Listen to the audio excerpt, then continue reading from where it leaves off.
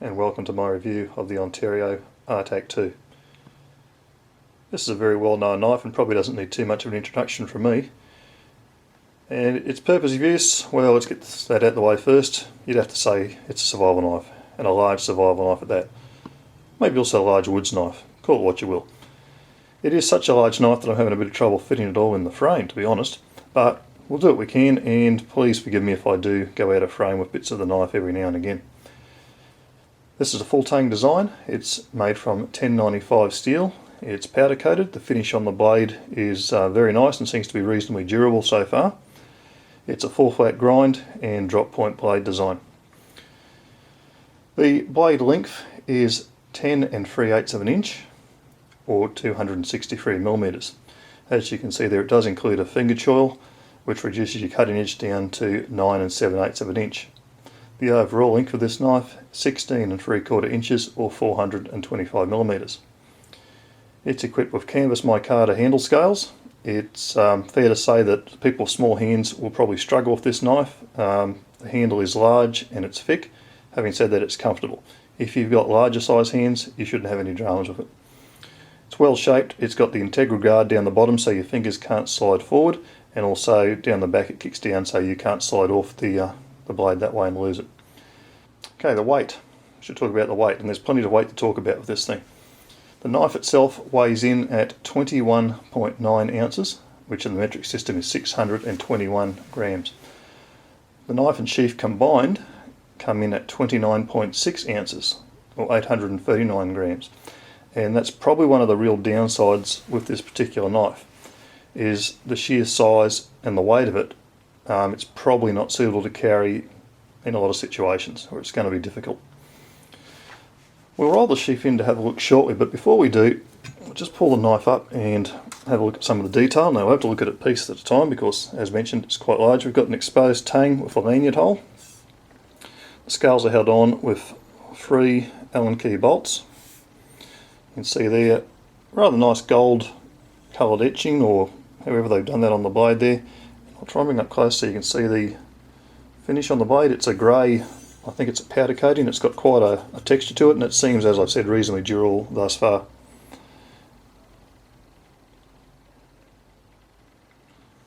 So that's your markings you should expect to see on your blade. Down there we've got the RTAK-II. That of course is a combination of the Ontario and Randall's Adventure Training logo. On the other side of the blade, not so much markings to see. Ontario Knife Company, USA. And we'll just show that side of the knife as well. As I mentioned, I've got quite large hands, and you can see there I've got still plenty of handle to play with at the back there.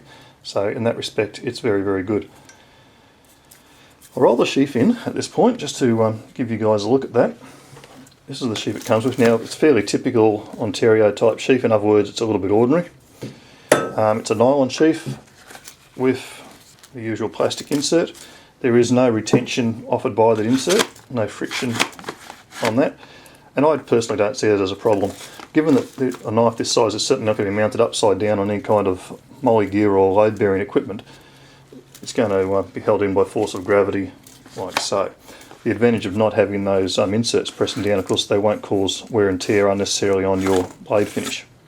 You can see there 2 retention straps which are adjustable with Velcro. Probably a little bit of overkill. I'm not sure that I am particularly fussed on having 2 retention straps, but if you wanted to, it would be no real drama to remove one of those. Integral belt loop built in here, and also full run of molly down the back. Potentially, I guess, where that would be useful is if you were perhaps had a pack with molly down the side, you could mount this knife on the side of a pack. That would be quite good. It has a pocket, as most of these type of knives do. It's held down with the usual quick release.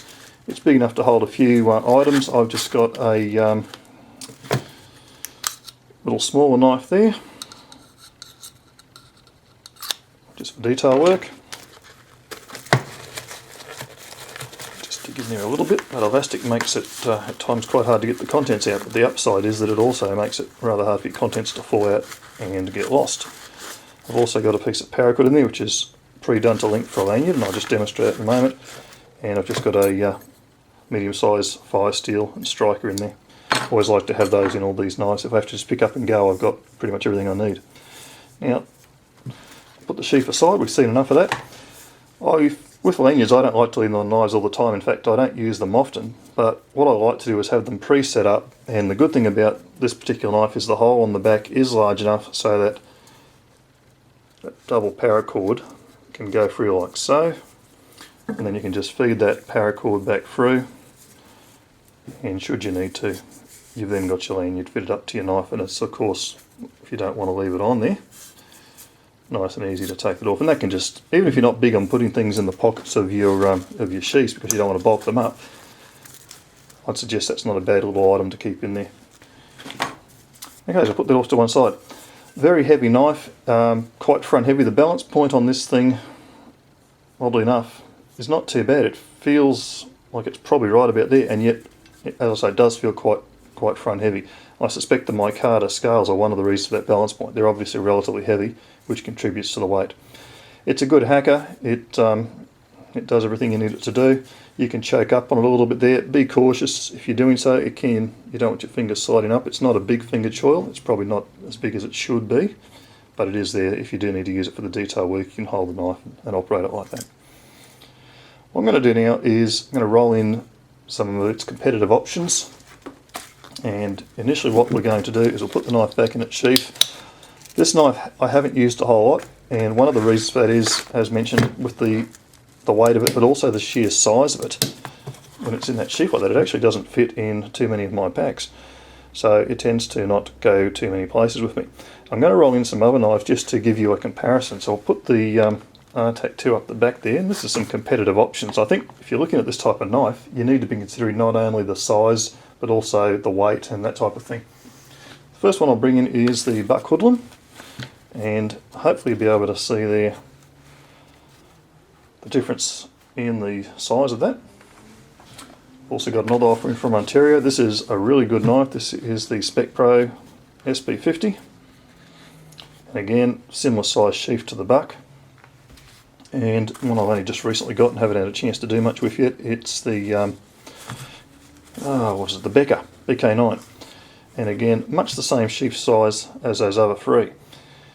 So the Ontario is considerably larger. Now, is that because of the blade size? A little bit, but not entirely. Let's have a look at them without the sheaths. Alright, so we've got all the knives unsheathed. Got our RTAK-II up the top here. Beneath it, the buck hoodlum. And one of the big differences you'll notice immediately with those two knives is the blade profile. The buck hoodlum's quite a little bit slimmer and just a touch shorter in blade length too, but it's considerably lighter. The SP50, I think this is an excellent knife, much the same blade length or just a little bit less than the hoodlum, and of course the well-known BK9. Considerably heavier than all of these knives. It's particularly a lot heavier than the buck hoodlum, which is of equivalent size. And out of interest, when I was weighing these things, I also brought in, just for something different, the K-Bar kukri machete, and the RTAK-II is slightly heavier even than this. So I thought that was quite interesting, because that's a very very heavy and forward weighted blade, that one. I'll just bring them in and have a close look at them. You can see their blade length on the hoodlum, pretty much comparable to the RTAK. The other Ontario offering we have on the table is that SP50, and a little bit less, probably around about an inch or so less. I actually think the SP50 is a very good knife, well worth your consideration. Of course the BK2 again, probably around about an inch short. I think they run about a 9-inch blade, both of those. But both considerably lighter, and of course, as you saw there with the size of the sheath, they're going to be a lot easier to carry also. Depends on your carry system. If you're vehicle camping or travelling, I guess that doesn't really matter so much, but that's probably something to consider. In closing, the RTAK-II, it's a well-known knife. It's certainly not bulletproof. We've all seen some breakages, I think, on YouTube, but I guess anything can break if it's pushed a little bit too hard. If you're looking for a large survival knife, a large woods knife, and you're not too concerned about the size of the sheath and the weight of the knife and sheath to carry, yeah, give it a go. It is quite a good value knife for what it is. You're not going to pay the earth for it. Certainly if you compared it to, say, the price of buck hoodlum, it's quite decent value. Alright guys, thanks very much for watching. I'm hoping in the reasonably near future, or as soon as I can, to get out and do some testing on these larger blades out in the bush. Time's just been not something I've had too much of lately. but in the future you can look forward to hopefully seeing some of that. Thanks again. Bye for now.